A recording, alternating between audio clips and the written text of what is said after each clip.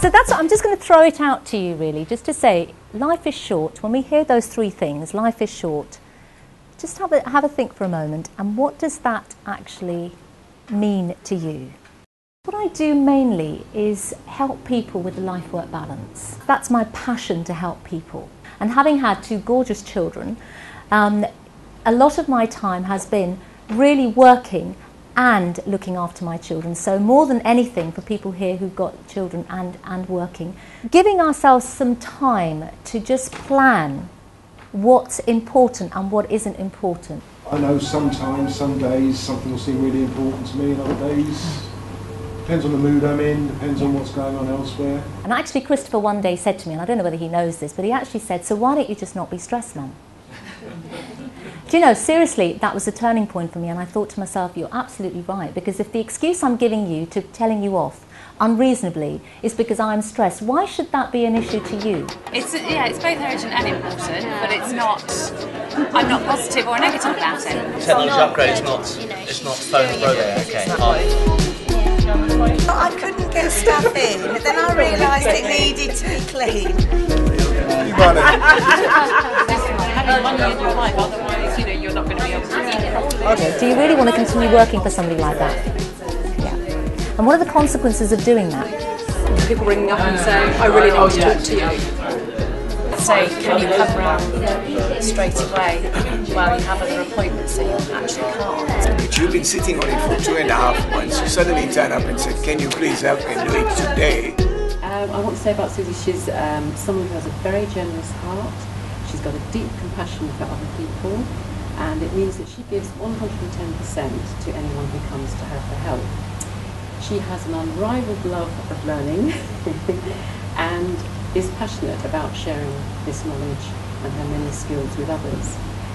And I really admire your dynamic approach to life. You're certainly not the sort of person to let the grass grow under your feet. I've experienced firsthand what she can do, and she's amazing. She really is a good coach. A lot of that's already been said, so I'm not going to repeat that. But sometimes you come across people, you meet people, and you know they're doing what they were meant to do. They were born to do it. And this is what she does. She communicates with people, and she grounds them. I know she did that for me. I know that's what I went through. I was running all over the place trying to do 100 different things, and she grounded me. She brought me back down to earth and got me in touch with really what I want to do. I think the thing that I can categorically say that I was absolutely proud and privileged to be involved in was the project that Mission to Shine that Suzy was involved with as a key part of my team a number of years ago for young care leavers who were trying to make their way back into the community. And it was incredible because we'd never done anything like this before, but at the very first session, if you can imagine some of these kids who had all sorts of issues, drug abuse, you name it, and within, I think it was the very first break, on the very first session, the director of the social services came up to me and he said, Steve, I have never seen anything like this in my life. He said, I've never seen this group of people ever engaged in this way. You could hear a pin drop.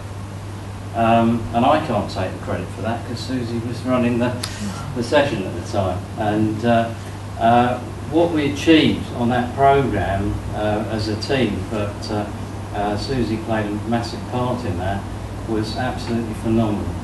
And it's something that I shall never forget, and I don't think you will either. So thanks for what you did for that, the team there, Suzy. And it was wonderful to see such disadvantaged people who, I think in their words, you treated them like family because they've never been used to that. So great testament, I think, to you. Thank you very much for being here, and I hope you've had a fun, interactive evening as promised, and mostly I hope you've actually taken something away with you, because that would be my greatest desire.